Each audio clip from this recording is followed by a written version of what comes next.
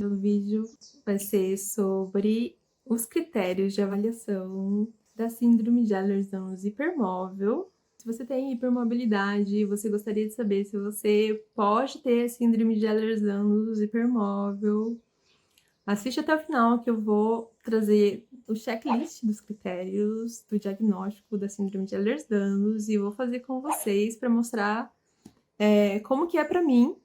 Eu recebi o meu diagnóstico recentemente.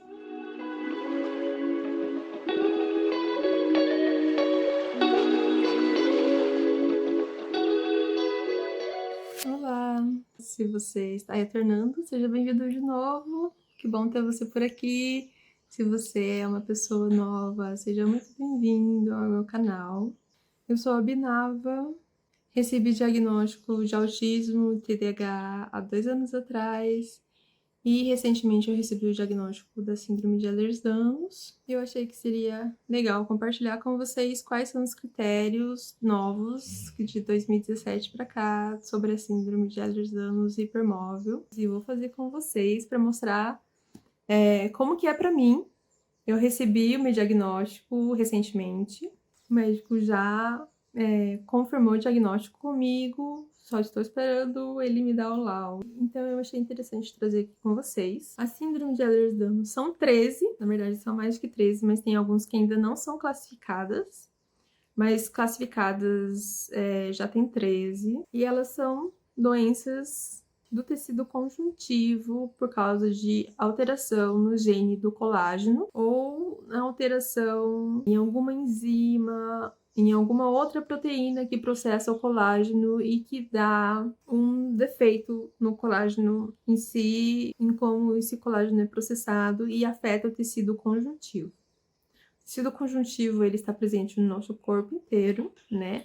Desde a nossa pele, nos nossos órgãos, das articulações, né? Cartilagens e tendões, no músculo, nos ossos. Então, ele afeta praticamente o nosso corpo inteiro.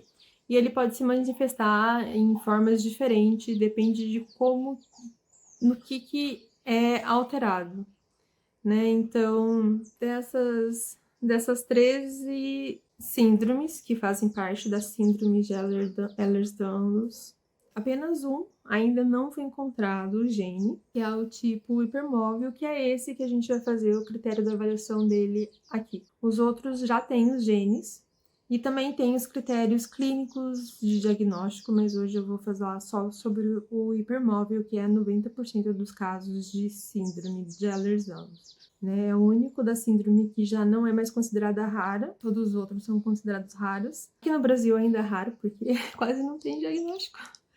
Mas, né, os estudos recentes mostram que ele afeta 1 a cada 500 pessoas, mais ou menos, é uma média. E para ser considerado rara tem que afetar 1 a cada 2.000 pessoas, né? Ou mais de 2.000, um número maior de 2.000 pessoas. Como alguns casos da síndrome de Ehlers-Danlos, que tem alguns casos que é 1 em 1 milhão de pessoas, né? Então tem alguns outros que são muito raros mesmo. Mas aí Ehlers-Danlos hipermóvel, que 90% dos casos da síndrome de Ehlers-Danlos não é raro, mas é muito subdiagnosticada e confundida com outras coisas, né? E como ela afeta o corpo inteiro, geralmente os médicos não olham para o nosso corpo inteiro, eles olham por partes. Então a gente recebe diversos diagnósticos diferentes e acaba não percebendo que todos esses diagnósticos fazem parte da síndrome de Ehlers-Danlos. E é importante usar os novos critérios de avaliação, né, de 2017 para cá, porque a síndrome de Ehlers-Danlos ficou com um diagnóstico um pouco mais estrito e tem novas classificações, né, tanto do transtorno do espectro hipermóvel quanto o da síndrome de Ehlers-Danlos. Mas vamos começar a falar sobre os critérios da síndrome de Ehlers-Danlos hipermóvel, que é esse documento aqui, que eu tô mostrando aqui para vocês, e eu vou falar sobre ele com vocês. Então, são 3 critérios maiores, e você precisa passar todos os 3. E dentro desses critérios tem critérios menores, né? E o critério 1, que é para ver sobre a hipermobilidade articular, que é utilizado o critério de Bayton, que ele pede para você fazer 9 movimentos para ver se você passa nesse critério. Para pré-adolescentes e adolescentes, tem que atingir pelo menos 6, né, desses movimentos, tem que conseguir fazer pelo menos 6. Se você já for adulto, até 50 anos, você tem que atingir pelo menos 5. E se tiver mais de 50 anos, você tem que atingir pelo menos 4. Então, para fazer o critério de Bayton, que tem os 9 pontos, a primeira coisa que você precisa fazer é encostar o seu dedo no seu antebraço. Né? Então, um ponto para cada lado. Então, aqui já são 2 pontos. Depois se o seu dedinho estende mais de 90 graus. Né? Se ele vai mais de 90 graus, o meu, ele parece que passa um pouquinho. E eu não vou testar mais, porque eu já testei antes. E eu sei que ele vai, só que ele não vai sempre. Porque esses meus dedinhos, eles não são muito hipermóveis. E esse aqui, ele não vai. Esse aqui eu já sei que ele não vai. Esse aqui, ele vai, às vezes ele não vai. Eu vou colocar aqui uma foto pra vocês dele indo, pra vocês verem. E não é legal forçar, porque o que acontece, né? O nosso ligamento, eles são meio defeituosos. Então, isso pode acabar lesionando. Depois, é ver se o seu cotovelo hiperstende mais de 90 graus. Tô aqui editando e eu reparei que eu falei algumas coisas erradas. Aqui eu falei 90 graus, mas na verdade é 190 graus. Tem que ser pelo menos 10 graus a mais do que é o esperado, né? Que seria 180 no caso.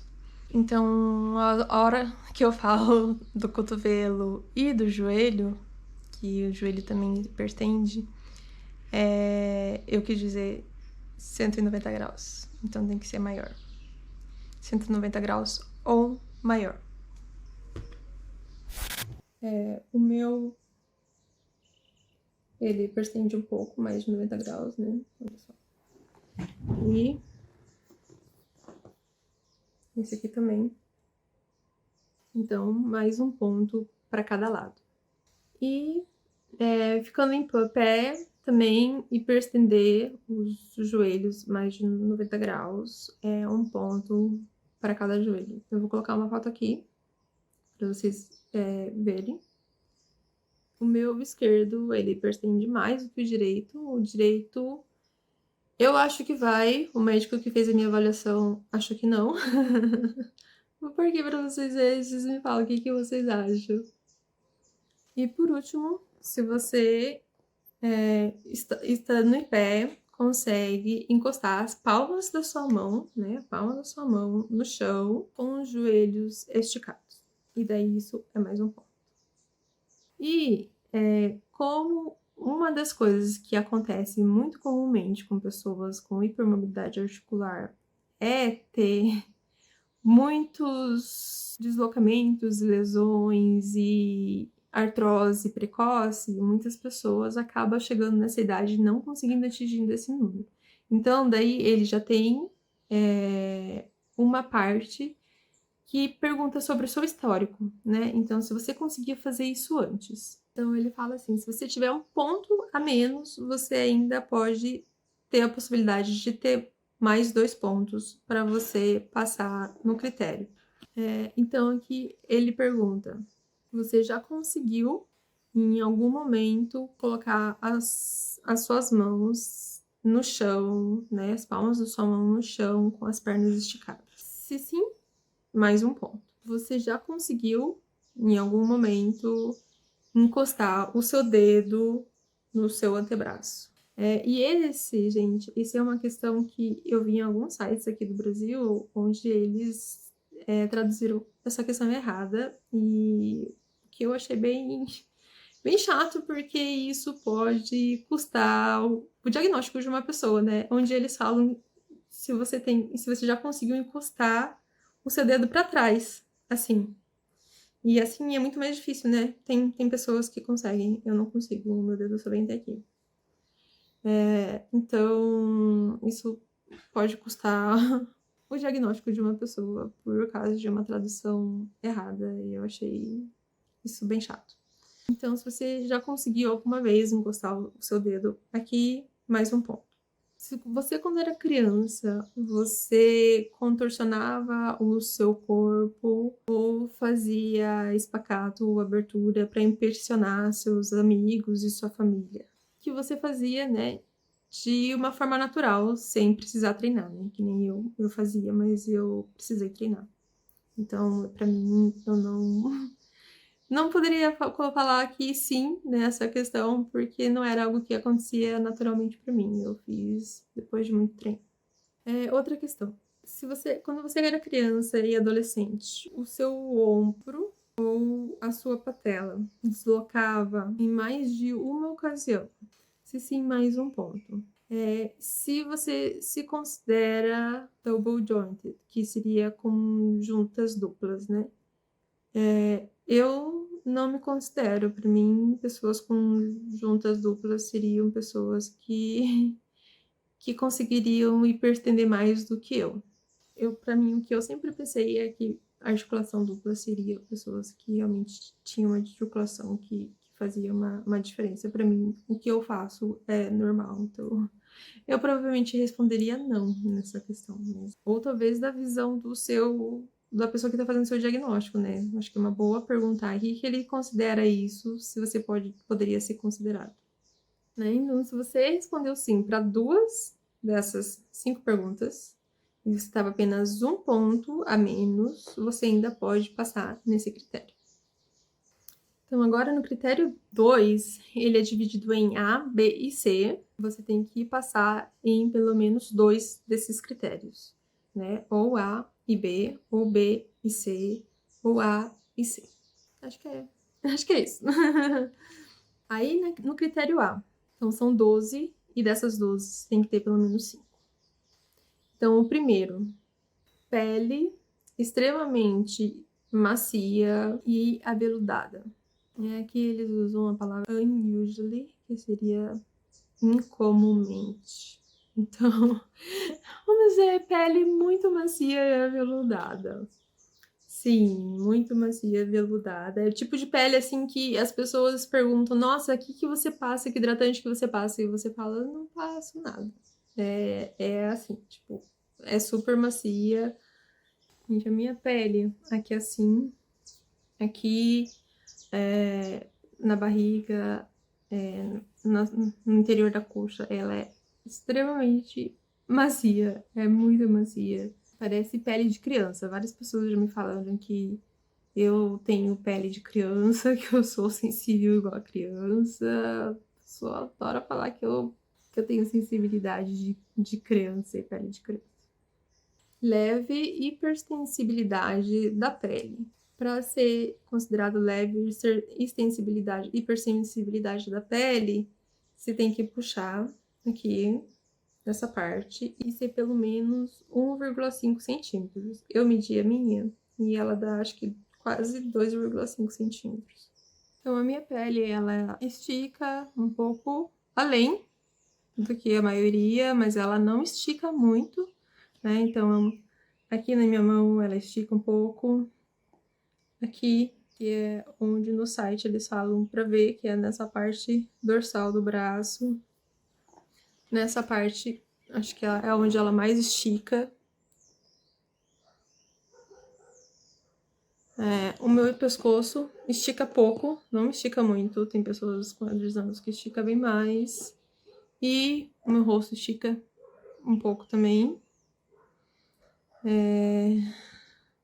Isso é uma coisa que eu percebi em mim quando eu era criança ainda, porque a minha avó materna, eu não lembro muito da mãe dela, porque ela faleceu quando eu tinha 7 anos de idade. Mas uma coisa que eu lembro muito dela é que a pele dela esticava muito, ela era muito magrinha.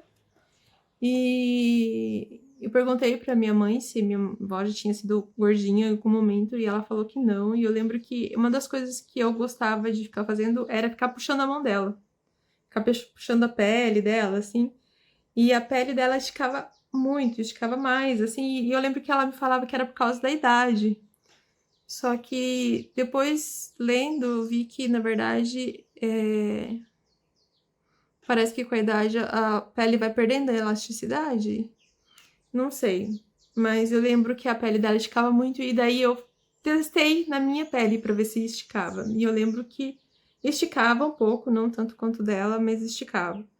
Então, isso foi uma das coisas que eu falei: "Ah, será que a minha avó tinha isso, né?" Porque a pele dela esticava muito, muito mesmo, assim. Não, não que nem o moço que bateu o recorde, não. Mas eu lembro que esticava bastante e eu gostava de ficar brincando e pegando na pele dela. Então isso foi uma coisa que eu lembro quando era criança, que eu puxei minha pele e ela foi, mas eu achava que não achei que fosse algo já normal, mas eu lembro que eu ficava impressionada com a pele da minha avó. E, então isso daí é uma coisa que eu já tinha percebido em mim, mas eu nunca tinha comparado com outra pessoa. Mas a questão da pele ser super macia, veludada, eu já tinha percebido. No início eu achava que era coisa de mulher, né? Porque eu acho que não tinha muito contato com mulher, eu achava que todas as mulheres tinham.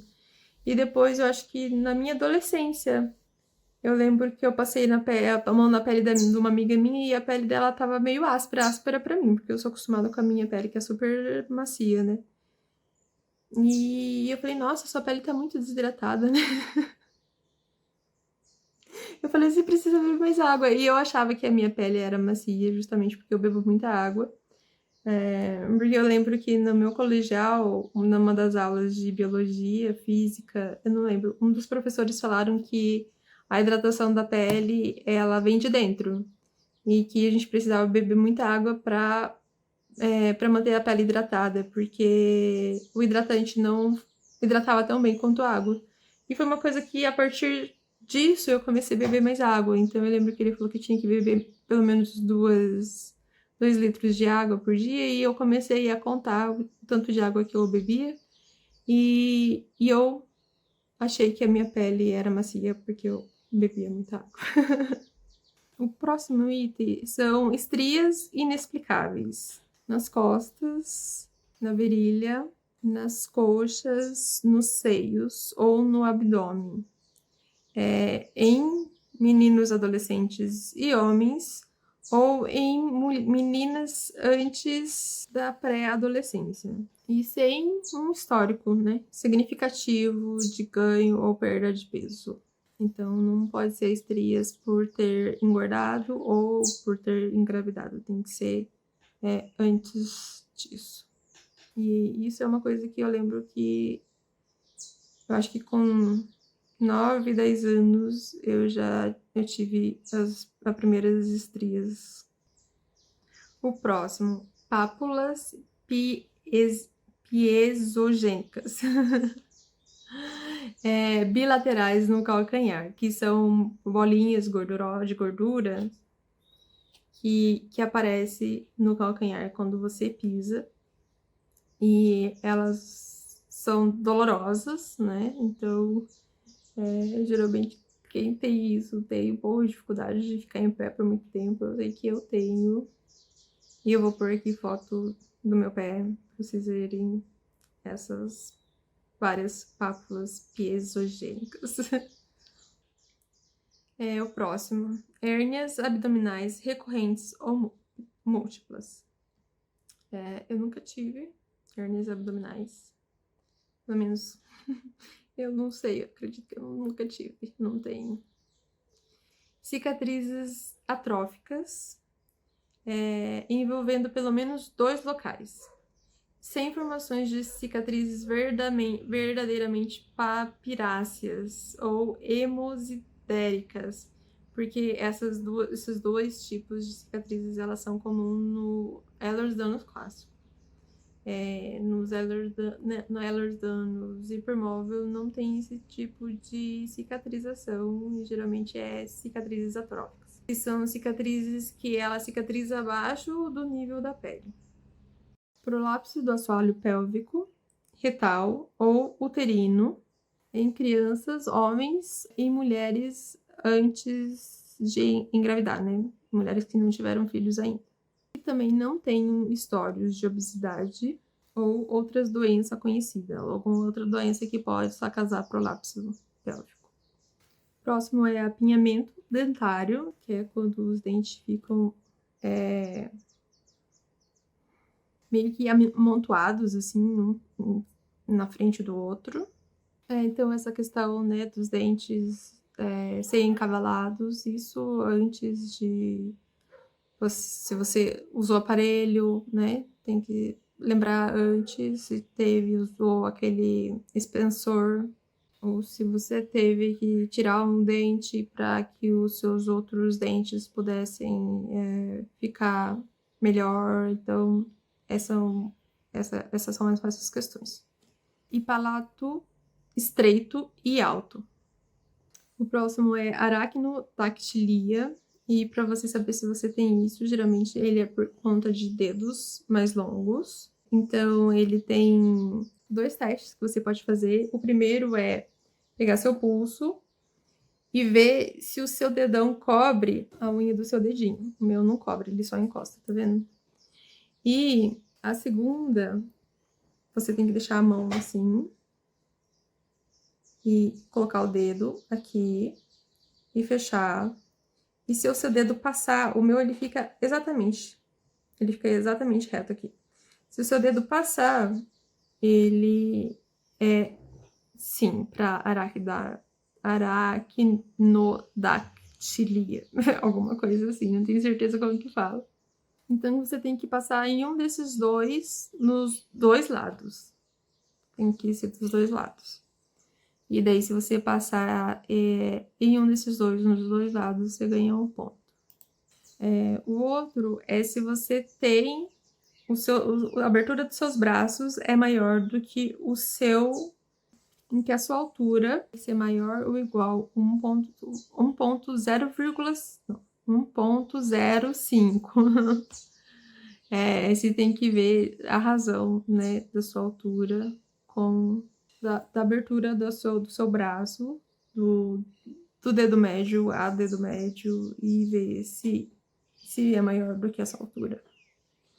O próximo é se você tem prolapso da válvula mitral leve ou maior, com base nos critérios de ecocardiográficos rigorosos. E a outra questão é se você tem dilatação da raiz aórtica com a pontuação o Z-score. Eu não sei como que vê isso em português. Mas deixa eu ver aqui. Pelo que eu vi aqui, é Z-score mesmo, né? Igual ou maior que 2.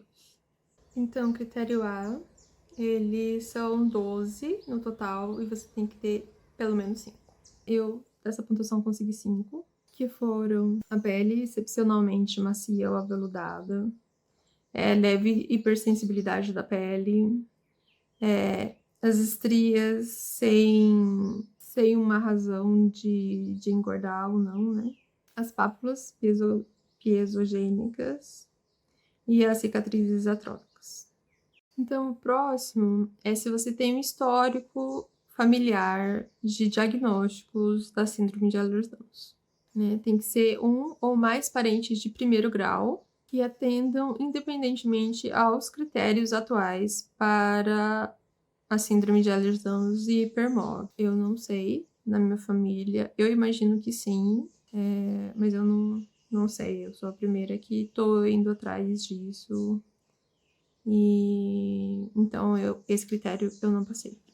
Agora é o recurso C, e você deve ter pelo menos um desses, né? Dor músculo-esquelética em 2 ou mais membros, recorrente diariamente por pelo menos 3 meses. E eu passo nessa. Infelizmente eu passo nessa. Dor crônica e generalizada por 3 meses ou mais. E eu também passo nessa. E o próximo é luxações articulares recorrentes ou instabilidade articular na ausência de trauma, né? E luxações articulares recorrentes. eu não tenho. Mas instabilidade articular eu tenho. Eu tenho instabilidade articular na minha patela. E eu tenho no meu maxilar, que eu já tirei ele do lugar, já coloquei, e ele fica saindo um pouco, ele não sai totalmente, mas às vezes eu percebo que ele tá... quando eu vou fechar o dente, ele não fecha aqui atrás. Ele fecha me pegando no dente de cima. E daí eu tenho que abrir e colocar ele pra trás e ele faz um barulho horrível e às vezes dá uma dor que é bem ruim também. E eu fiz isso, primeira vez, eu acordei com ele travado alguns anos atrás, eu não lembro quanto tempo que faz, mas eu acho que faz mais de 10 anos. E daí meu pai tava acordado e eu falei com ele, tentei falar que eu não conseguia falar, né? Aí ele falou pra eu fazer compressa quente e esperar que depois a gente ia conseguir colocar no lugar, e se não conseguisse a gente ia no hospital. E a gente conseguiu, só que ele nunca tinha ido voltado, normalmente. Ele tava empurrando os meus dentes da frente. Foi depois que eu descobri da síndrome de Ehlers-Danlos e vendo outras meninas falando que colocava as coisas no lugar, que eu falei, vou tentar ver se eu consigo voltar meu queixo pro lugar, o original dele, né? Porque a gente voltou, mas ele não voltou totalmente. E eu consegui. Me deu uma dor de cabeça terrível, que durou 2 dias, que parece que reverberou no meu crânio inteiro, e aí, assim, foi terrível. Mas ele voltou pro lugar e agora eu consigo voltar ele pro lugar quando eu quero. Então, ele tá no lugar hoje, porque eu coloquei ele no lugar ontem. Mas eu vou abrir pra vocês verem o barulho que ele faz.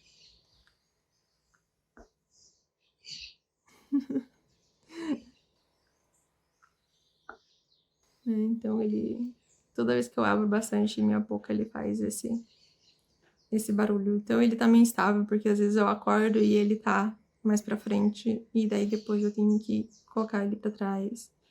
E a minha patela, ela é frouxa. Eu vou colocar um vídeo aqui pra vocês, não vou fazer agora porque isso não dói na hora, mas depois fica doendo. Então, se você for tentar ver se você tem isso, a dica que eu tenho é já grava, pra você não precisar fazer mais depois. Porque, nossa, o meu joelho ficou doendo por muito tempo depois que eu fiz isso. A primeira vez que eu fiz, que eu descobri que eu tinha essa frouxidão ligamentar no meu joelho, foi durante um curso eu fiz um curso de terapia holística numa universidade em São Paulo em 2012 a 2014. Foi isso. E a gente tava, eu acho que era um curso de massagem, eu não lembro, mas a gente tava observando o corpo de um colega, né, que tava trocando, eu não lembro se era massagem ou era algum tipo de observação corporal que a gente tava fazendo. E daí a minha amiga, ela mexeu no meu joelho e ela ficou assim, o que é isso? Aí ela chamou o professor pra ver meu joelho, porque a minha patela se mexia. E aí ele falou, você tem frouxidão ligamentar. Aí ele perguntou se doía. Na época não doía. Eu lembro que quando eu era criança, adolescência, eu sentia um pouco de dor no joelho, mas eu acho que porque eu dançava e eu fazia muito esporte, andava muito de bicicleta. Não que eu fazia muito esporte, eu não gostava de fazer esporte, mas eu dançava 5 vezes por semana e andava muito de bicicleta. E roller também. Então, eu lembro que eu sentia bastante dor nessa época, tanto que me falaram que era dor de crescimento, e que agora que eu tô descobrindo que dor de crescimento são dores que precisam ser tratadas com mais seriedade, porque é muito comum dor de crescimento ser associada à hipermobilidade articular, ou aquela outra doença que é espondilite... não lembro, anquilose, eu não lembro o nome. Mas é aquela doença que o osso começa a grudar um no outro, vai calcificando. Então, pessoas com essa doença também reclamam muito de dores na adolescência, na infância, que os médicos falam que é dor de crescimento. Só que acontece que não são todas as crianças que têm dor de crescimento, né? pelo que eu tô vendo alguns especialistas falando, que geralmente essas dores de crescimento são dores de doenças crônicas, que são a manifestação delas na infância. Então, são luxações articulares recorrentes e instabilidade articular na ausência de trauma. Não pode ter algum trauma para você ter essa instabilidade. Então, por exemplo, o meu maxilar foi de ter dormido, né? Eu tenho asma, então eu durmo de bruço, geralmente, para eu conseguir respirar melhor à noite. E foi isso que aconteceu. Então, o critério 3 você tem que passar em todos. Os critérios são 3. E ele é um critério de exclusão. Então, para ver se não pode ser alguma outra doença que pode estar causando esses sintomas, né? Ou talvez ele pode ser explicado por alguma outra doença. Ausência de fragilidade cutânea incomum, que pode levar em consideração algum outro tipo de síndrome de Ehlers-Danlos. Então, tem algumas doenças, a clássica, por exemplo, tem a pele mais frágil, e que as cicatrizes, elas podem acabar reabrindo depois, mesmo depois de cicatrizada, ela não cicatriza muito bem e dá dos outros tipos de cicatrizes. Então, se você tem aquele tipo de cicatrizes e a sua pele é tão frágil que a cicatriz não segura, reabre e tal, pode ser a síndrome de Ehlers-Danlos clássica. A síndrome de Ehlers-Danlos vascular também é uma síndrome, que a fragilidade da pele é grande. Geralmente ela não estende muito, ela não é muito flexível e ela é mais frágil, então às vezes os médicos podem tentar costurar e a pele não conseguir segurar a costura, né? A síndrome vascular é o tipo de Ehlers-Danlos que é a mais grave, né? Onde pode haver complicações maiores. Então, tem alguns tipos de Ehlers-Danlos que eu lembre agora, são mais essas duas, que tem as peles a pele mais frágil, que daí não pode ser considerada como a síndrome de Ehlers-Danlos hipermóvel. Exclusão de outras doenças hereditárias e adquiridas do tecido conjuntivo, incluindo doenças reumatológicas autoimunes. Então, tem que excluir síndrome de Marfan, tem um outro que se chama, acho que Toiditis, eu não lembro, eu vou colocar aqui para vocês. Mas essa parece que dá bastante características no rosto. Eu dei uma olhada e senti que para mim não tem muito a ver.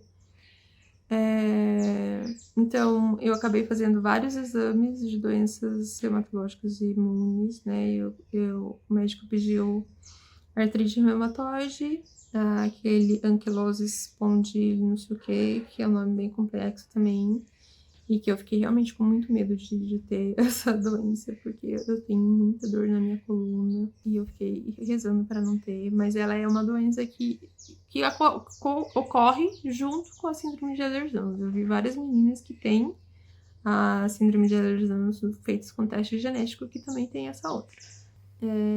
E lúpus, eles pedem para também fazer um teste. E o que acontece se você tiver essas doenças? Então, aqui ele fala que se você tiver alguma dessas outras doenças, tem que ser os critérios do segundo, tem que ter o A e o B, e o critério C, ele não pode ser considerado, né, por dores crônicas ou instabilidade. Aqui no critério 3, ele fala para excluir outras questões que também são comuns de ter com a hipermobilidade articular, como hipotonia. A hipotonia grave que você observa em bebês bem molinhos e tal, que tem atraso para andar, para sentar e tal. Isso geralmente são outros tipos de Ehlers-Danlos, como o sífo escoliótico. Tem alguns outros tipos de Ehlers-Danlos que têm hipotonia.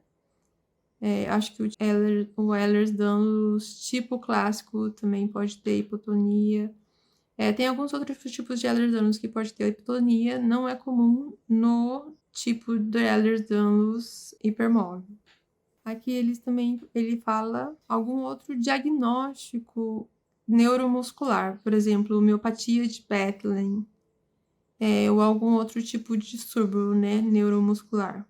Algum outro tipo de distúrbio hereditário também de tecido conjuntivo, como a síndrome de Marfan, a síndrome de Lowe-Dietz, eu não sei falar isso. Algum outro tipo de SED, displasias esqueléticas, tipo da ostogênia imperfeita. E essas exclusões devem ser feitas com teste físico e ou genéticos. Mas geralmente essas outras síndromes de tecido conjuntivo, elas são bem diferentes e são mais claras visualmente para serem diagnosticadas. A síndrome de Marfan, geralmente as pessoas são bem altas, com os braços bem longos. Geralmente, não são todos, né? Então, nesse caso, teria que fazer o teste genético. Essa questão da relação de teste genético, eu já percebi que a maioria das vezes as pessoas não fazem porque são testes caros. Eu liguei em alguns lugares, eles variam, pelo que eu entendi, de 5 mil reais, alguns lugares. O teste mais barato que eu encontrei foi da USP, que parece que também é bem completo. Eu vi que eles têm os 2 últimos genes que foram encontrados, do tipo clássico 1 e tipo clássico 2. E eu vi também que tem um outro laboratório que, se você tiver cadastro no Sistema Único de Saúde, eles também fornecem um desconto maior, que eu acho que fica R$1.200, R$1.300 por aí. Mas mesmo assim, são testes caros, né? Eu vi que tem alguns hospitais universitários que têm genética, mas pelo que eu percebi, não é tão fácil de fazer assim. Eu perguntei no grupo aqui do grupo de Alzheimer do Brasil, teve só uma moça que me respondeu falando que tá vendo, que foi indicada pelo médico para fazer, mas dela não conseguiu encontrar nenhum geneticista que atendesse pelo SUS. Ela tá vendo com um reumatologista que atende num hospital que tem testes genéticos. E ela tá para fazer retorno, então a gente não sabe, ninguém mais me respondeu, então também não sei. O médico da cidadezinha que eu moro aqui fez pedido para mim essa semana. Ele falou, vamos fazer o pedido, não sei se vai dar certo, mas ele fez um pedido para me encaminharem para um geneticista para fazer o teste genético do painel da síndrome de Ehlers-Danlos. E ele me pediu mais alguns raios-x, porque ele achou que era importante fazer raio-x de uma outra cidade com equipamento melhor, com mais especializado, porque aqui é uma cidade bem pequena, de 4 mil habitantes. E ele viu os raios-x que eu recebi e achou que era importante pedir mais para ver com maior clareza. Então é isso. Então, nesse final, eu já percebi que muitas pessoas não fazem o teste genético para ver se tem alguma outra sede por ser caro. Às vezes a pessoa não pode naquele momento. E vai deixando para depois, mas enquanto isso eles ficam com o diagnóstico da síndrome de Ehlers-Danlos hipermóvel, porque passou nos critérios, né? Os médicos mais especializados conseguem ver, né, o tipo que a pessoa pode ter, e mesmo assim, se ela for diagnosticada clinicamente por um outro tipo de Ehlers-Danlos, eles também pedem para fazer teste, mas aí já pede um teste mais voltado para aquele tipo de Ehlers-Danlos, né, que provavelmente vai sair mais barato. Então, se você conseguiu passar em 3 desses critérios, você talvez tenha a síndrome de Ehlers-Danlos, mas é muito importante você fazer isso com o médico, porque, como se viu, tem exames que precisam ser feitos, né? A síndrome de Ehlers-Danlos, ela pode ser confundida com lúpus, com fibromialgia, com artrite reumatoide. Então, você precisa fazer esses exames, porque se você tiver alguma dessas coisas, você precisa, né, tomar remédio, principalmente lúpus, que é uma doença super séria e tem remédio específico para isso. Então, é bom ver com um médico para ver se você pode ter.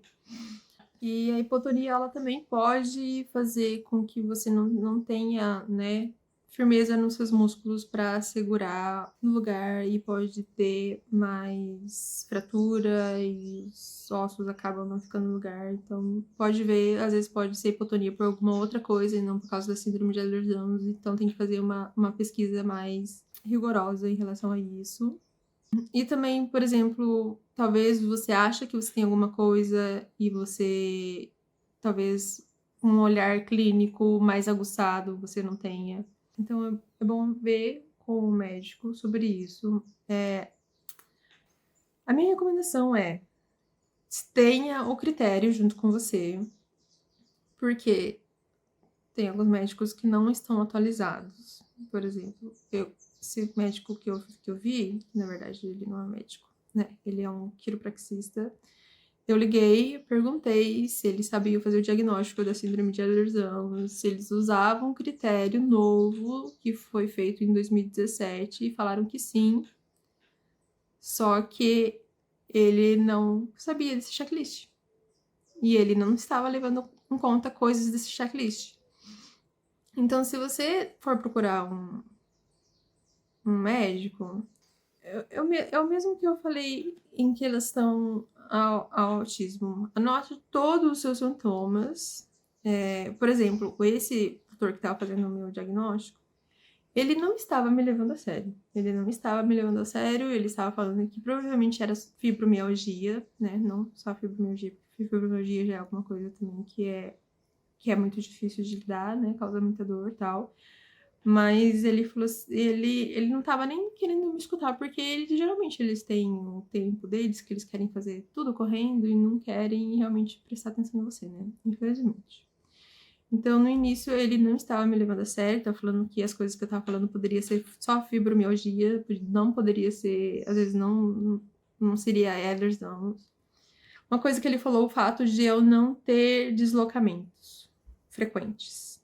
Ele falando que era critério do diagnóstico. Eu falei, é critério do diagnóstico, mas não é um critério opcional. Você não precisa ter os recorrentes, né? Como a gente viu ali, eles são 3 critérios, você precisa ter um deles e as luxações recorrentes é um.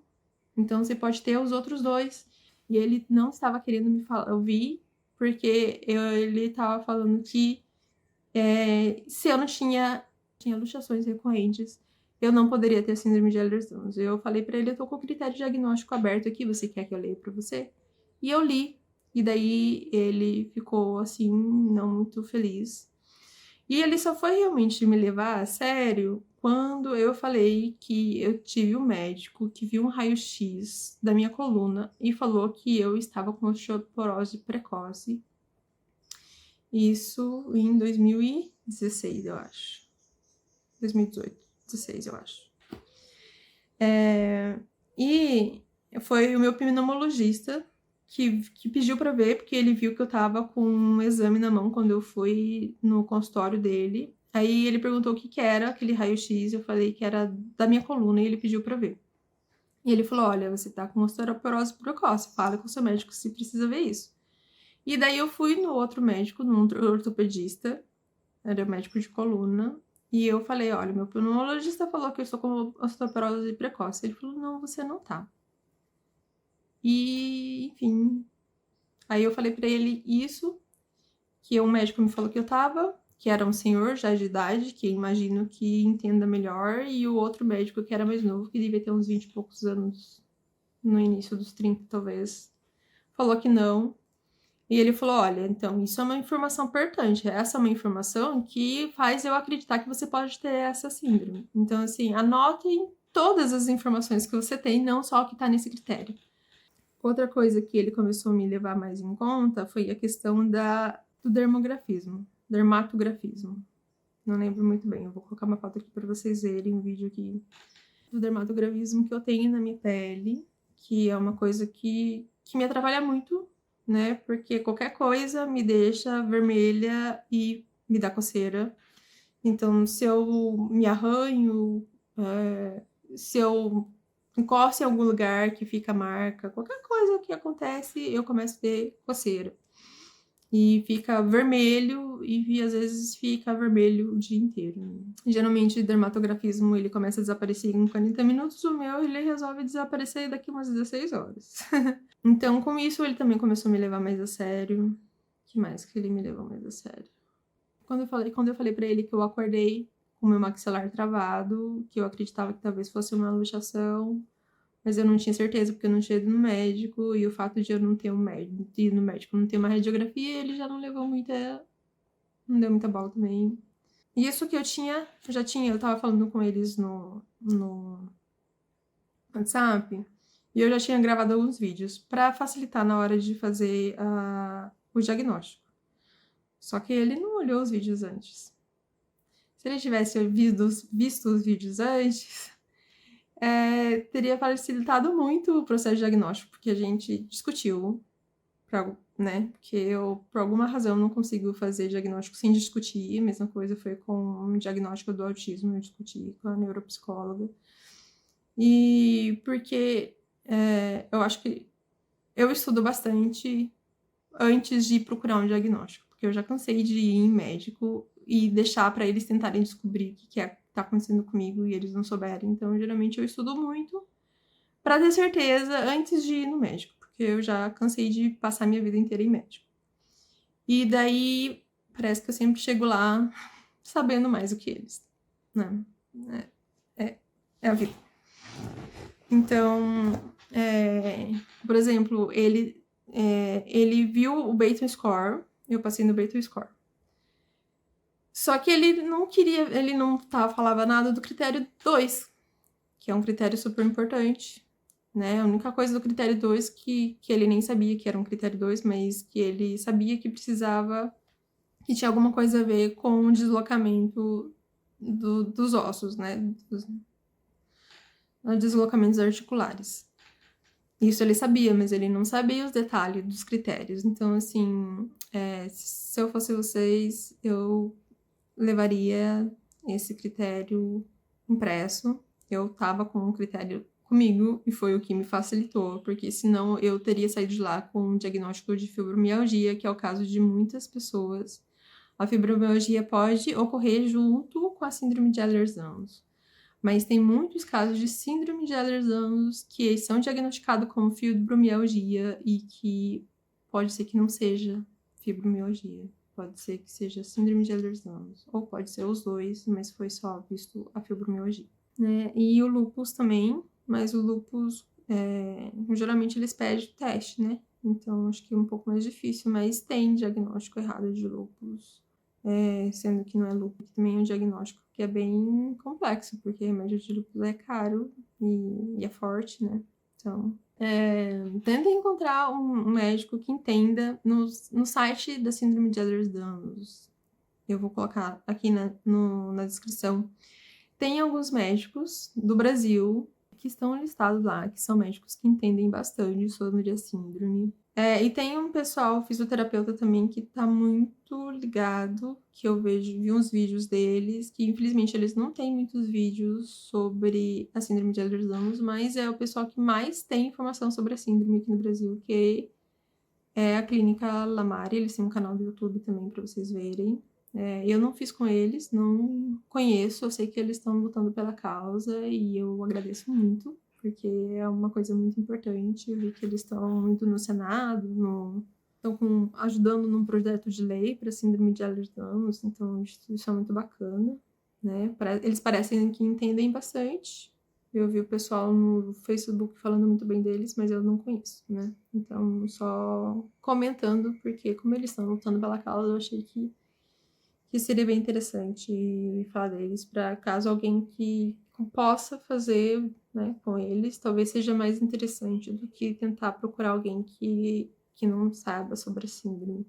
Então, se você acha que você pode ter, né, se você passou nesse critério, você acha que pode ter, ou talvez você ache que você pode ter algum outro tipo de Ehlers-Danlos, conversa com o seu médico, principalmente se você já tem um reumatologista, um médico que cuide de você por mais tempo, pode ser de qualquer área, né? Comente com eles.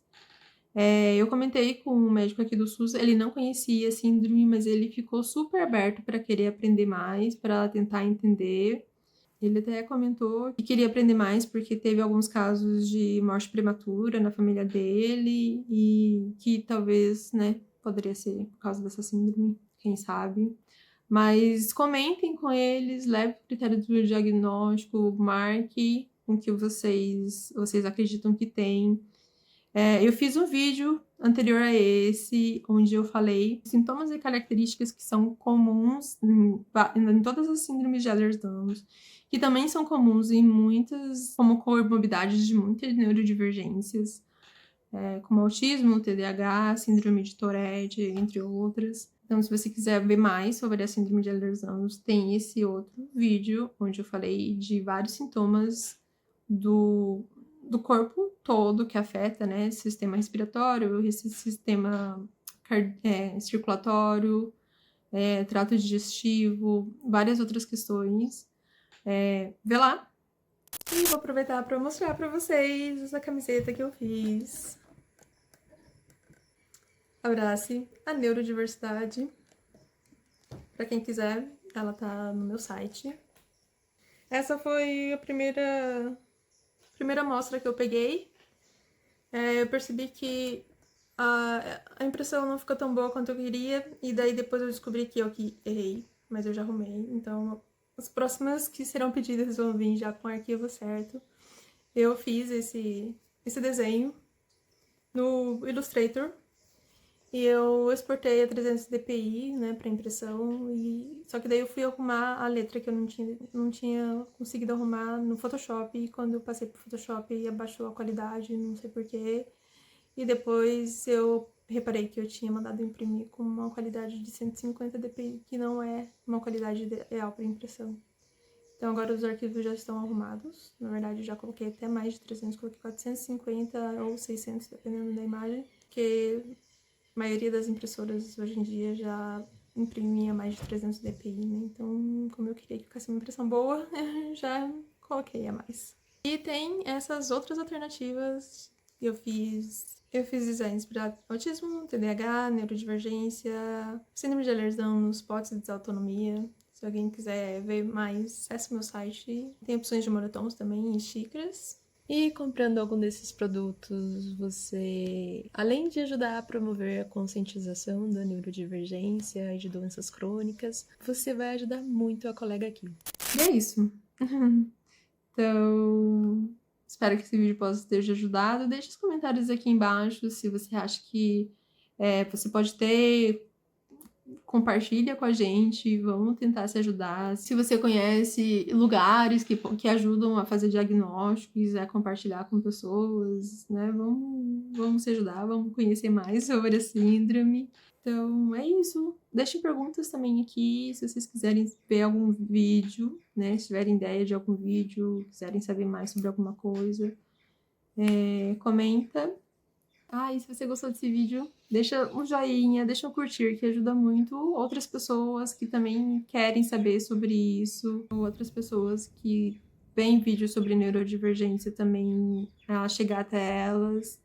Então, ajuda o canal a crescer, compartilha com aquelas pessoas que você acha que talvez seja importante saber sobre isso. E é isso. Até mais. Tchau!